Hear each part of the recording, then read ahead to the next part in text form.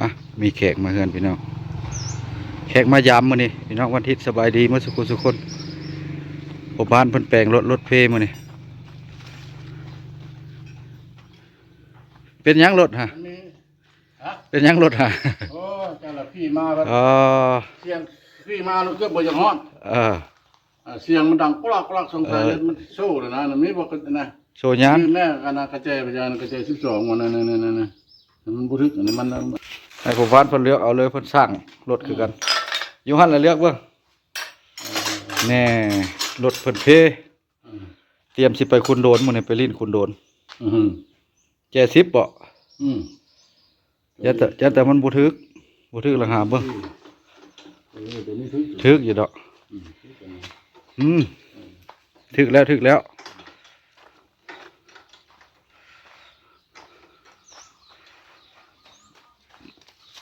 ทีมงานนั่งอยู่โต๊ะกำลังแก้ไขโอ้ยสบายดียังเฮ็ดเวียกอยู่เนาะไปลิ้นน้ำโดนเนาะมื้อนี้คุณโดนเนาะไปลิ้นน้ำโดนพบกันอยู่น้ำโดนพี่น้องบ่าวสอนอ่อนทั่วเนาะท่านผู้ชมก็สิจำได้เพิ่นสายทางทั่วไปหมดว่ะร้อยนี่น่าจะเป็นบ้านนาดู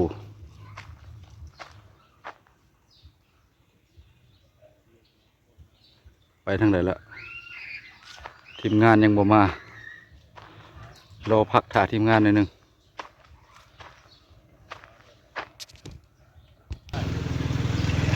ไปกันต่อ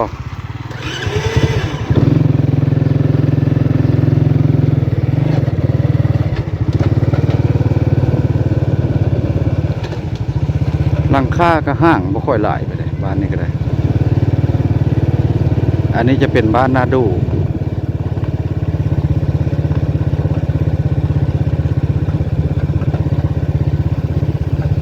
บ้านบ่หลายหลังคาเฮือนบ่ได้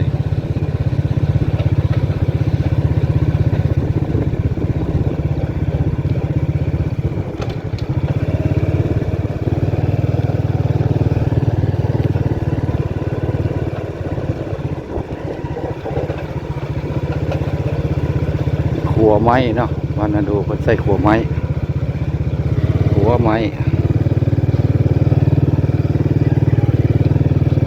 จุดประสงค์วันนี้ก็ไปขุนน้ำโดนสุดยอดของขุนโดนพาพี่พน้องไปเบิ่งแหล่งท่องเที่ยวใหม่เนาะอยู่สุดยอดขุนโดนว่าป่าหลายต้นไม้ต้นตอกกะหลายไม่ยุ่งไม่ยางหลายพี่น้องวิวนี่งามอลังการทีมงานเราเห็นอย่างน้อบัดเห็นอย่างไปทางใดอ้าวทีมงานจำบ่ได้แล้วบ่ได้ทางไปพี่น้องถามเพิ่นมาแล้วจื้อบ่จักหลังคาเฮือนบานนี่จักหลังคาเฮือนหลายเลยฮอดบ่ร้อยบ่ฮอดเส้นลุ่มพุ่นบ่สอนว่าเส้นลุ่มเหรอนี่มันพิษเลยนี่มาพิษเลยนี่ตัวนี้ยันไปทางใหม่นี่ตัวนี้เส้นลุ่มพุ่นไปนี่ก็ได้มีทางลงวะนี่นี่ทางลงนี่ไปทางนี้ก็ได้นี่เราว่าไปทางนี้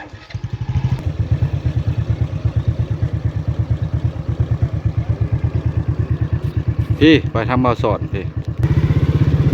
ทางกระสลับซับซ้อนหลายผ้าทงให้ทงหน้าไปได้คุณโดนนะบ่ได้มาโดนแล้วก็บ่อยากจื้อเลยเอ้าทางยากแท้ทางหินแห่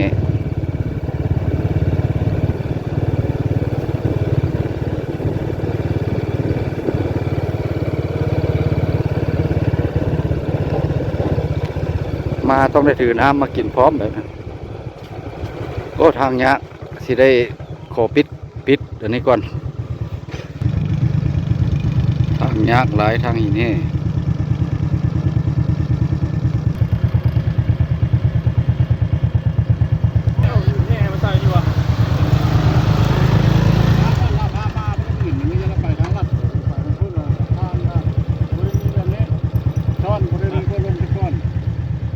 าพมาฮอดพี่แล้วพี่น้องโอ้ยหลงทางมืดพลก็มืดพลก็มาแล้ววะเนี่ยมืดพลก็มาแล้วนี่งัวออกจากกวนเนี่ยโอ้ยไปบืนน้ำมันเสียแล้วละ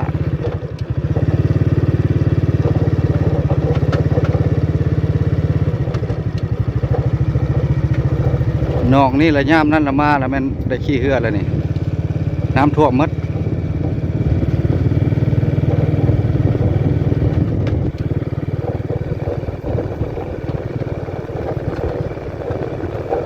ข้ามอีก2-3ห้วยจึงฮอดเป็นว่า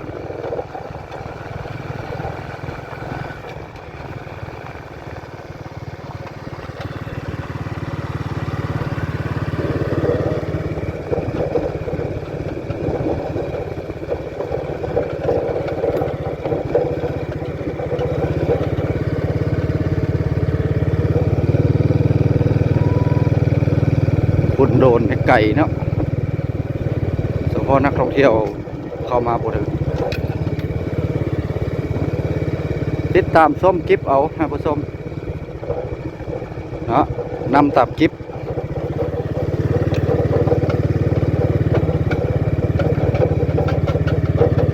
โอ้โซ่รถกันยานละละเอียดเลี้ยวเนาะหนทางนั่นก็ได้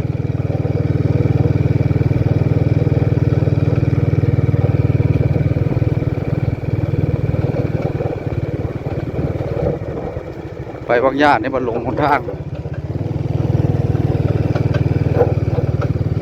โอ้มีแต่สวนมันเนาะสวนมันหลายกว่า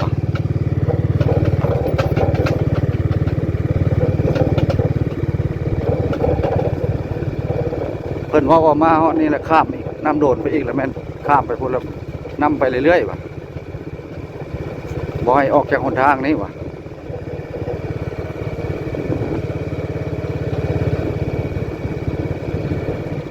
แต่ว่าห้อยรถก็หลายอยู่ห้อยรถไป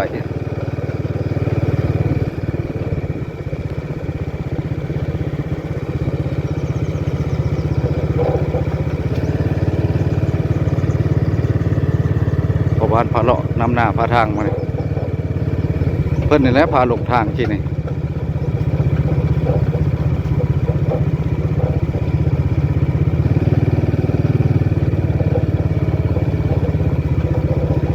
คลิปนี้ถ้าว่ายาวหลายก็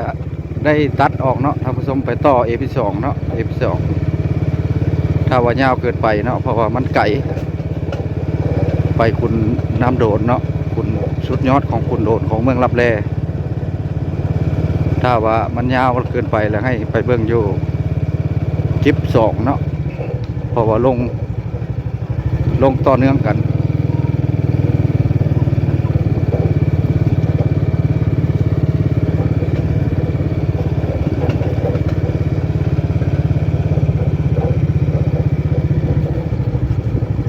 ฮอดน้ำโดดเลย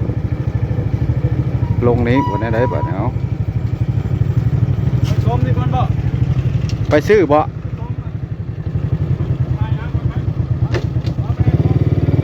ลงไปน้ำโดดนี่ก่อน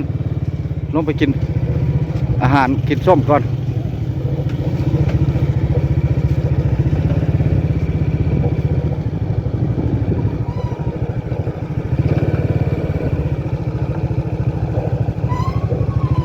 ตัวนี้ละบ่อนเพิ่นมาลินมาเที่ยว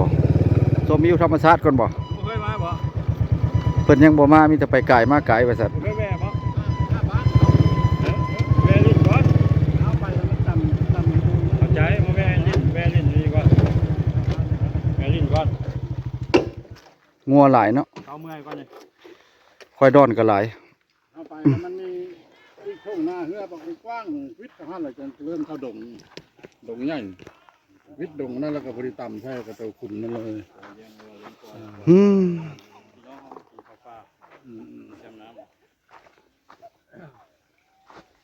โป้ง่ายหลายง่ายหลาย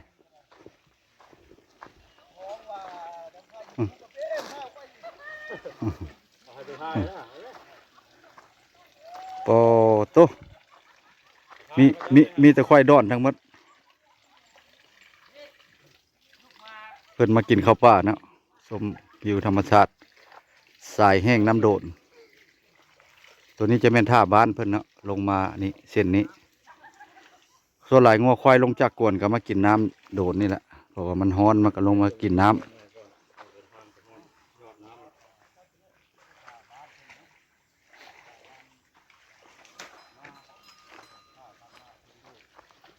ปลาบ่ ท่าน้ำโดนท่าบ้านเพิ่นเนาะเพิ่นก็ลงมาลินมาเที่ยวมาชมมากินเข้าป่าโอ้คุณหลายมาพบทีมงานเพิ่นพี่น้องเพราะว่าท่าหินขั้นพี่น้องเนาะเพิ่นมากินข้าวป่ามากับครอบครัวเนาะ เล่นแม่น ถ้าผู้ชมเห็นก็สิจำได้เนาะซ่องจะได้ซ่องไอ้ โอ้เฮา เรียกเฟซบุ๊กก็ได้ท่านผู้ชมเนาะมีหยังก็ขอมอบขอบใจเนาะพบกันในคลิปหน้าเนาะไปพุ่นเพิ่นมากินปลาตัวนี้จะได้ตัดเอาพอมันพิธีกสิทธิ์เขาเอาขวดเบียร์ เอาเคยมาถ่ายเป็นไก่ควายนี่ก็มีควายดอนกับควายดำเนาะท่านผู้ชมเพราะว่าหาชมได้ยากเด้ท่านผู้ชมสมือนี้ส่วนมากจะเห็นแต่ควายเล็กเนาะก็เห็นควายธรรมดาควายดอนนี่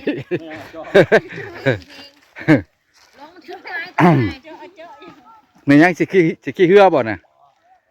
บ่สอนสิขี้เหือบ่โอ้บ่สอนก็หน้าแดงหน่อยหนึงเนาะพี่น้องหน้าแดงๆหน่อยหนึง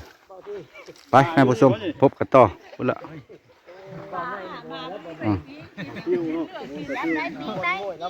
ขอมขอบใจเด้อเมื่อสักครู่ทุกคนเนาะพักเข้าไปเป็นกำลังใจทั้งพิมพ์ภาษาไทย YouTube Facebook แล้วก็ TikTok ก็ได้ไปก่อนมื้อหน้าลุงซื้อขนมมาฝากเนาะไอ้เนาะควาย3-4 ตัวท่านผู้ชม